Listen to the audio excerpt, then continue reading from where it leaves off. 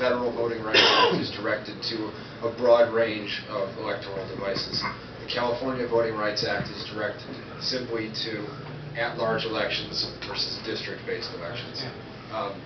The cases under the California Voting Rights Act are generally, and I suppose necessarily, filed in California state court, and that has been uniformly true. And no, there's no way for those cases to get to federal court. There is one exception, the case against the city of Modesto, where the trial judge found that the California Voting Rights Act was facially unconstitutional because it represented a racial preference. That trial court was overruled by the California Appellate Court.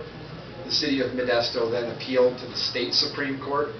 The state Supreme Court said, no, we're okay with what the appellate court did. The city of Modesto then went to the next step, which is attempting to get the U.S. Supreme Court to take the case, and the U.S. Supreme Court likewise declined. Cases in other states? Similar cases? There are a host of Federal Voting Rights Act cases about at-large versus district-based systems in all sorts of states. There's quite a few of them going on in Texas. Many of them are in the Deep South, in Texas as well, to the extent that that's not the Deep South.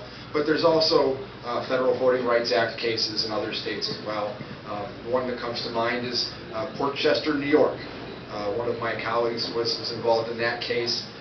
That was also about at-large versus district-based elections and Latinos in Port Chester, New York. That case also was settled to the plaintiff's satisfaction.